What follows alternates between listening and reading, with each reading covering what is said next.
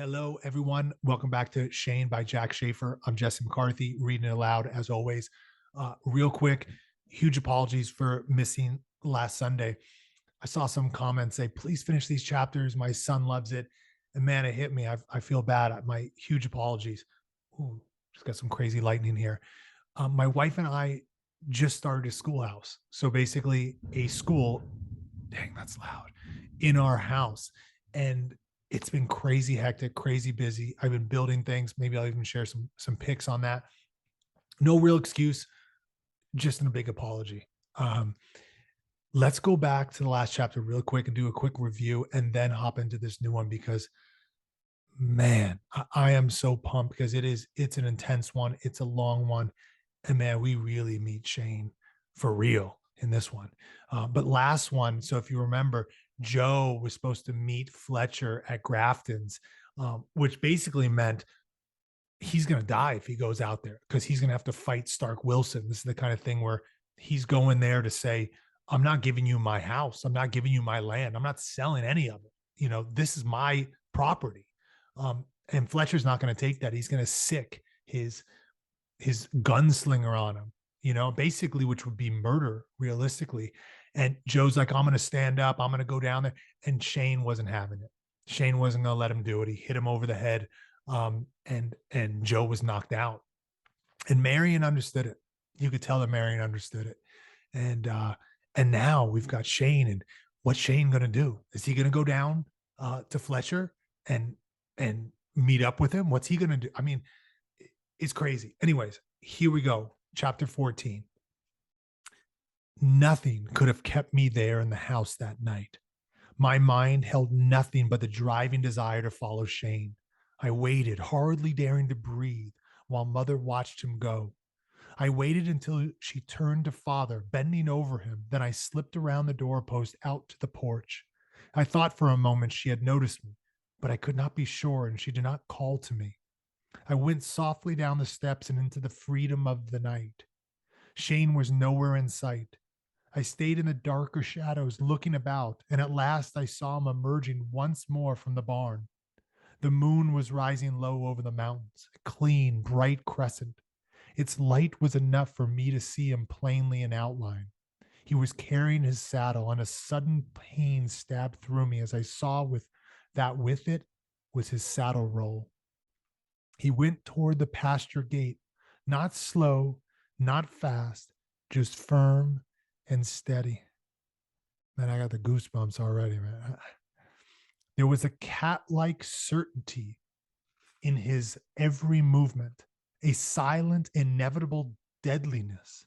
I heard him there by the gate give his low whistle, and the horse came out of the shadows at the far end of the pasture, its hooves making no noise in the deep grass, a dark and powerful shape etched in the moonlight, drifting across the field, straight to the man. I knew what I would have to do. I crept along the corral fence, keeping tight to it until I reached the road. As soon as I was around the corner of the corral with it and the barn between me and the pasture, I started to run as rapidly as I could toward town, my feet plumping softly in the thick dust of the road. I walked this every school day, and it had never seemed long before. Now the distance stretched ahead, lengthening in my mind as if to mock me. I could not let him see me. I kept looking back over my shoulder as I ran. When I saw him swinging into the road, I was well past Johnston's, almost past Shipstead's, striking into the last open stretch to the edge of town. I scurried to the side of the road and behind a clump of bullberry bushes. Panting to get my breath, I crouched there and waited for him to pass. The hoofbeats swelled in my ears, mingled with the pounding beat of my own blood. In my imagination, he was galloping furiously, and I was positive he was already rushing past me. But when I parted the bushes and pushed forward to peer out, he was moving at a moderate pace and was only almost abreast of me. He was tall and terrible there in the road, looming up gigantic in the mystic half light. He was the man I saw that first day, a stranger, dark and forbidding, forging his lone way out of an unknown past in the utter loneliness of his own immovable and instinctive defiance. He was the symbol of all the dim, formless imaginings of danger and terror in the untested realm of human potentialities beyond my understanding. The impact of the menace that marked him was like a physical blow. I could not help it. I cried out and stumbled and fell. He was off his horse and over me before I could right myself, picking me up, his grasp strong and reassuring. I looked at him, tearful and afraid, and the fear faded from me. He was no stranger. That was some trick of the shadows. He was Shane. He was shaking me gently and smiling at me. Bobby boy, this is no time for you to be out. Skip along home and help your mother. I told you everything would be all right.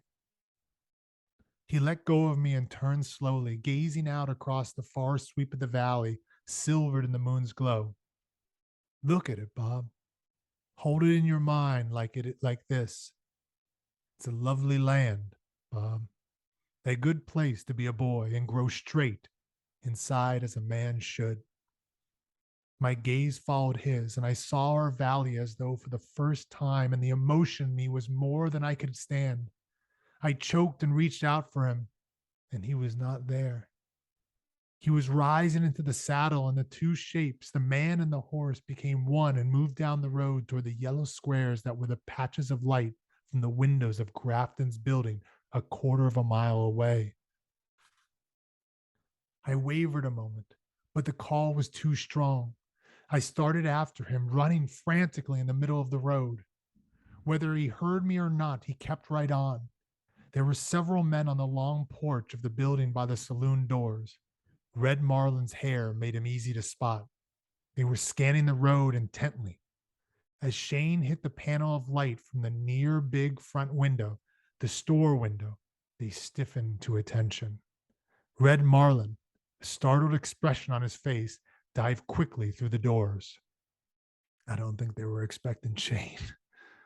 Shane stopped, not by the rail, but by the steps on the store side.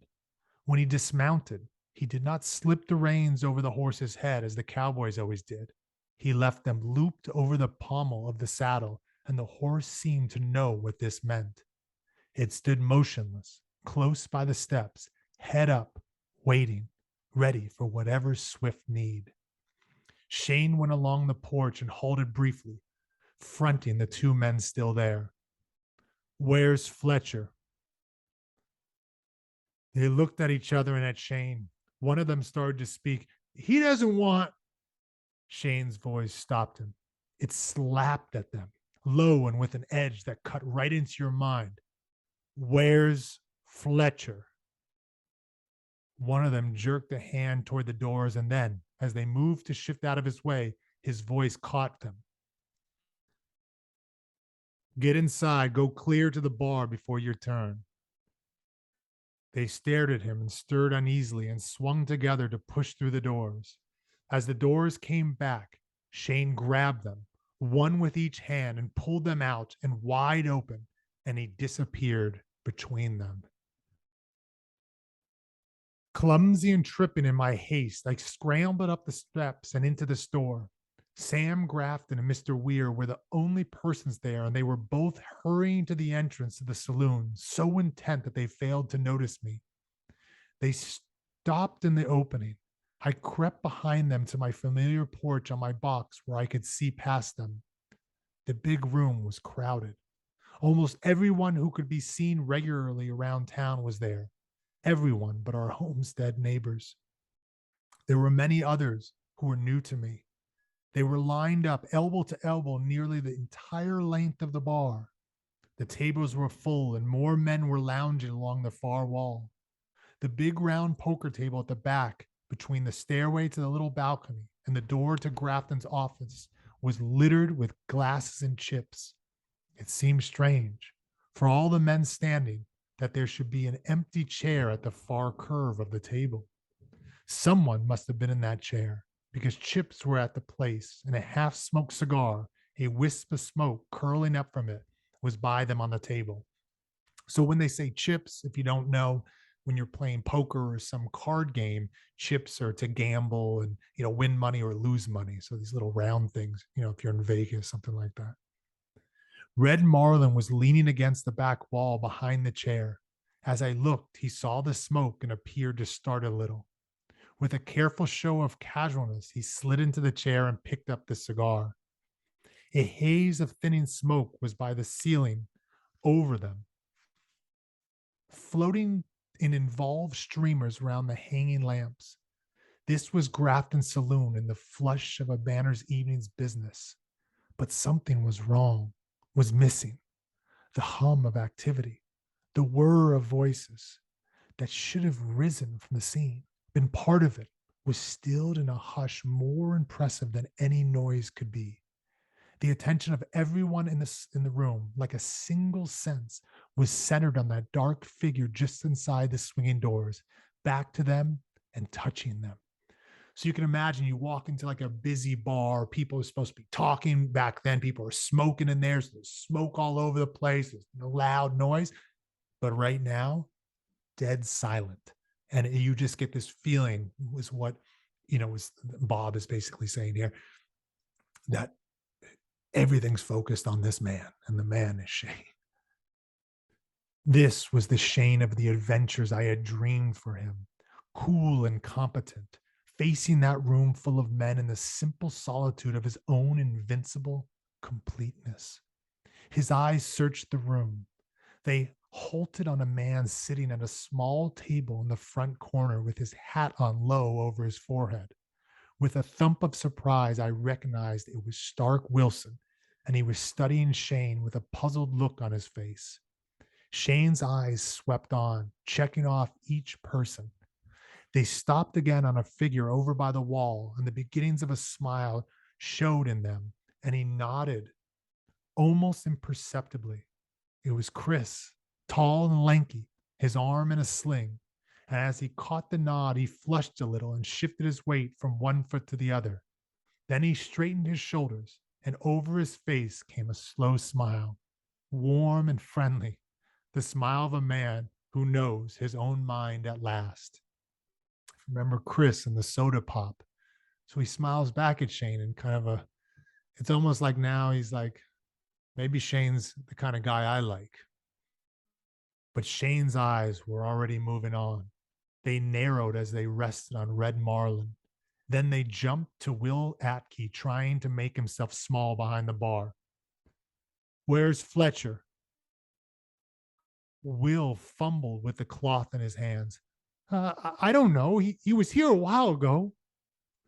Frightened at the sound of his own voice in the stillness, Will dropped the cloth, started to stoop for it, and checked himself, putting his hands to the inside rim of the bar to hold himself steady. So if you see here, Shane is coming to talk with Fletcher, about this business. But where's Fletcher? I'm sure he was in there a few moments before, but maybe he got word that Shane was there and he ran off. Who knows? Shane tilted his head slightly so his eyes could clear his hat brim. He was scanning the balcony across the rear of the room. It was empty and the doors there were closed. He stepped forward, disregarding the men by the bar, and walked quietly past them the long length of the room. He went through the doorway to Grafton's office and into the semi-darkness beyond. And still the hush held. Then he was in the office doorway again, and his eyes bored toward Red Marlin. Where's Fletcher? The silence was taut and unendurable. It had to break. The sound was that of Stark Wilson coming to his feet in the far front corner. His voice, lazy and insolent, floated down the room. Where's Starrett? While the words yet seemed to hang in the air, Shane was moving toward the front of the room. But Wilson was moving too. He was crossing toward the swinging doors, and he took his stand just to the left of them, a few feet out from the wall. The position gave him command of the wide aisle running back between the bar and the tables and Shane coming forward in it. Shane stopped about 3/4 of the way forward, about 5 yards from Wilson. He cocked his head for one quick sideways glance again at the balcony, and then he was looking only at Wilson. He did not like the setup. Wilson had the front wall, and he was left in the open of the room. He understood the fact, assessed it, accepted it. So generally, when you've got a room full of people, you've got the balcony up there, you want to know where everybody's at in case somebody does something, a little bit shady and tries to harm you from like behind, like something like a sucker punch. If somebody hits you from behind, you can't see them. And particularly if somebody has a gun behind you and you can't see them. They faced each other in the aisle, and the men along the bar jostled one another in their hurry to get to the opposite side of the room. A reckless arrogance was on Wilson, certain of himself and his control of the situation. He was not one to miss the significance of the slim deadliness that was Shane. But even now, I think, he did not believe that anyone in our valley would deliberately stand up to him. Again, remember, Stark Wilson, 2 guns, one on each side of his hips, and he thinks he is the man, invincible. Nobody can touch him. We'll see. "Where's Sterrett?" he said once more, still mocking Shane, but making it this time a real question. The words went past Shane as if they had not been spoken. "I had a few things to say to Fletcher," he said gently. "That can wait. You're a pushing man, Wilson, so I reckon I had better accommodate you." Wilson's face sobered and his eyes glinted coldly. So basically, Shane is saying, Fletcher can wait. I'll deal with you. "I've no quarrel with you," he said flatly. "Even if you are Starrett's man, walk out of here without any fuss, and I'll let you go. It's Starrett I want." Basically saying, "Oh, I don't need to fight you. I'm looking for the other guy." "What you want, Wilson, and what you'll get are two different things. Your killing days are done." Wilson had it now. You could see him grasp the meaning. This quiet man was pushing him just as he had pushed Ernie Wright. As he measured Shane, it was not to his liking. Something that was not fear, but a kind of wondering and baffled reluctance showed in his face. And then there was no escape, for that gentle voice was pegging him to the immediate and implacable moment. "I'm waiting, Wilson. Do I have to crowd you into slapping leather?" So basically, he's like, "I'm here to fight. You ready to go?" Time stopped, and there was nothing in all the world but 2 men looking into eternity in each other's eyes. And the room rocked in the sudden blur of action, indistinct in its incredible swiftness, and the roar of their guns was a single sustained blast. And Shane stood, solid on his feet as a rooted oak, and Wilson swayed, his right arm hanging useless, blood beginning to show in a small stream from under the sleeve over the hand, the gun slipping from the numbing fingers. He backed against the wall, a bitter disbelief twisting his features. His left arm hooked, and the second gun was showing, and Shane's bullet smashed into his chest, and his knees buckled, sliding him slowly down the wall to the lifeless weight of the body toppled it sideways to the floor. So Stark Wilson tried to shoot Shane. Shane shot him first.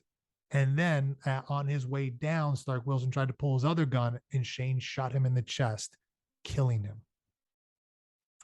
Shane gazed across the space between, and he seemed to have forgotten all else as he let his gun ease into the holster. "I gave him a chance," he murmured out of the depths of a great sadness, but the words had no meaning for me, because I noticed on the dark brown of his shirt, low and just above the belt to one side of the buckle, the darker spot gradually widening. Then others noticed too, and there was a stir in the air, and the room was coming to life. Voices were starting, but no one focused on them. They were snapped short by the roar of a shot from the rear of the room. A wind seemed to whip Shane's shirt at the shoulder, and the glass of the front window beyond shattered near the bottom. Then I saw it. It was mine alone. The others were turning to stare at the back of the room. My eyes were fixed on Shane, and I saw it. I saw the whole man move, all of him, in this single flashing instant. I saw the head lead and the body swing and the driving power of the legs beneath. I saw the arm leap and the hand take the gun in the lightning sweep. I saw the barrel line up like a finger pointing, and the flames spurt even as the man himself was still in motion. And there on the balcony, Fletcher, impaled in the act of aiming for a second shot, rocked on his heels and fell back into the open doorway behind him. He clawed at the jambs and pulled himself forward.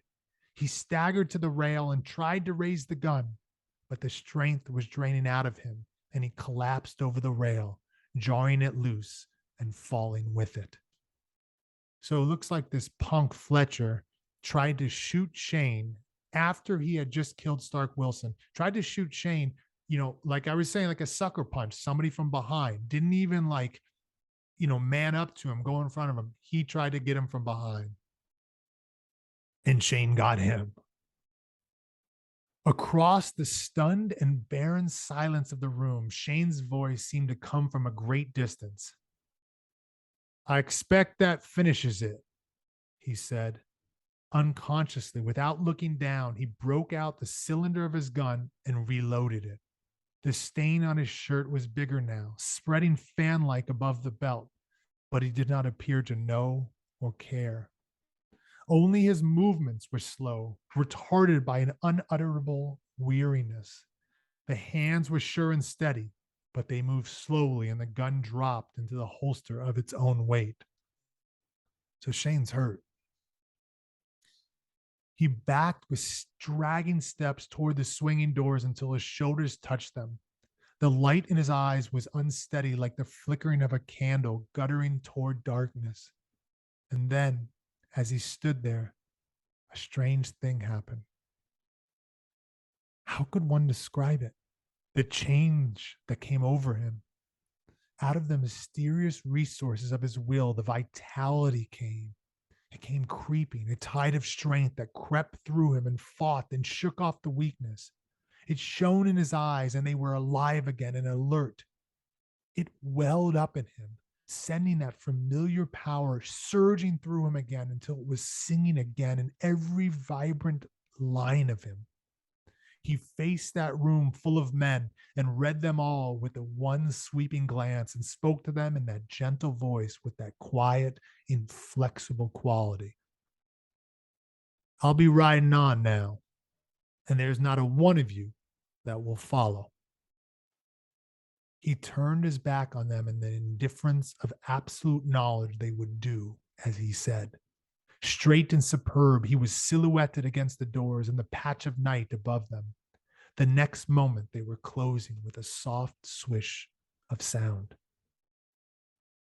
The room was crowded with action now. Men were clustering around the bodies of Wilson and Fletcher, pressing to the bar, talking excitedly. Not a one of them, though, approached too close to the doors. There was a cleared space by the doorway, as if someone had drawn a line marking it off. I did not care what they were doing or what they were saying. I had to get to Shane. I had to get to him in time. I had to know, and he was the only one who could ever tell me. I dashed out the store door, and I was in time. He was on his horse, already starting away from the steps. Shane, I whispered desperately, loud as I dared without the men inside hearing me. Oh, Shane! He heard me and reined around, and I hurried to him, standing by a stirrup and looking up. Bobby boy, what are you doing here? I've been here all along, I blurted out. You got to tell me. Was that Wilson? He knew what was troubling me. He always knew. Wilson, he said, was mighty fast. As fast as I've ever seen. I don't care, I said, the tears starting.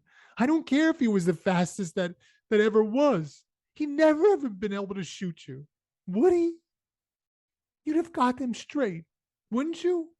If you had been in practice. He hesitated a moment. He gazed down at me and into me, and he knew. He knew what goes on in a boy's mind and what can help him stay clean inside through the muddled, dirtied years of growing up. Sure, sure, Bob. He'd never even have cleared the holster. He started to bend down toward me, his hand reaching for my head. But the pain struck him like a whiplash, and the hand jumped to his shirt front by the belt, pressing hard, and he reeled a little in the saddle. The ache in me was more than I could bear. I stared dumbly at him, and because I was just a boy and helpless, I turned away and hid my face against the firm, worn flank of the horse. Bob. Yes, Shane? A man is what he is, Bob, and there's no breaking the mold. I tried that, and I've lost. But I reckon it was in the cards from the moment I saw a freckled kid on a rail up the road there and a real man behind him, the kind that could back him for the chance another kid never had. But, but Shane, there's no going back from a killing, Bob. Right or wrong, the brand sticks and there's no going back.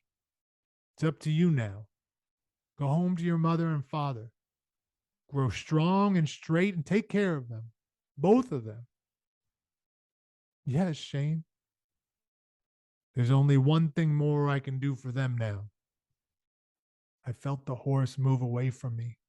Shane was looking down the road and onto the open plain, and the horse was obeying the silent command of the reins.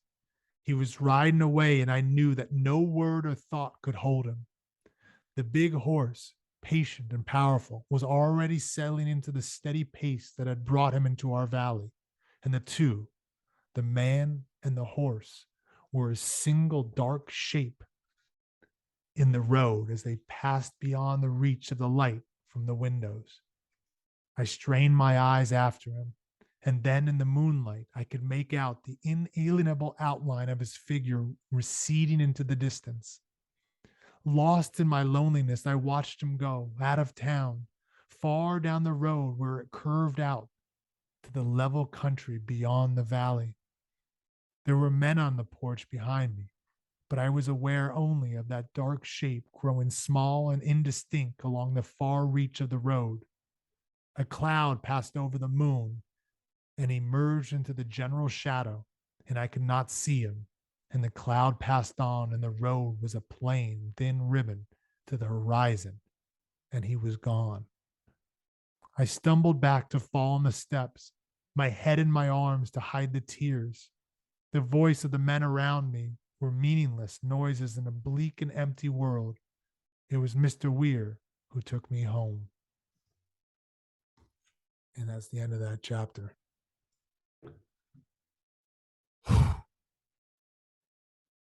Man, I don't even know. I don't even know what to say. Shane is just, man, Shane is intense.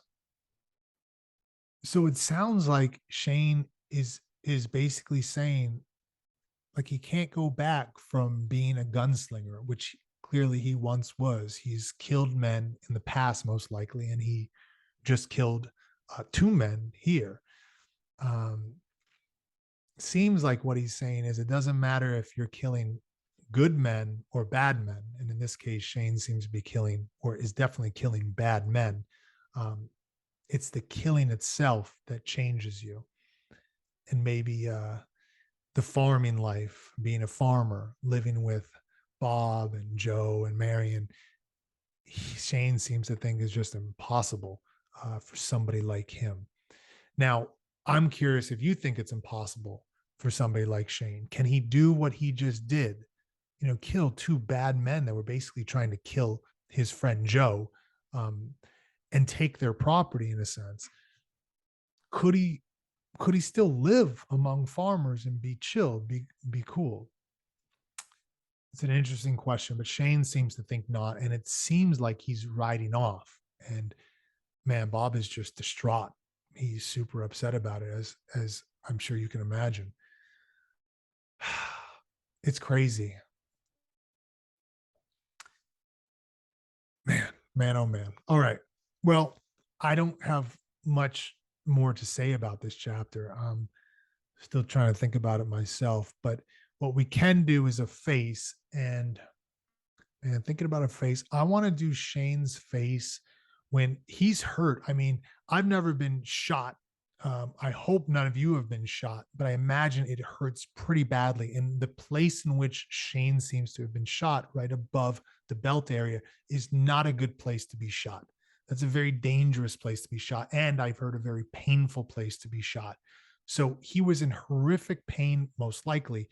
And when he was leaving the bar, I think he knew that I have to be strong, or else, hey, one of these guys maybe could come at me. So Shane gathered his whole strength, the whole person that he had, and he basically hid the pain and said, nobody's coming after me after this. So what I want is that face the moment it turns into the strong, just killer Shane. So let's do that.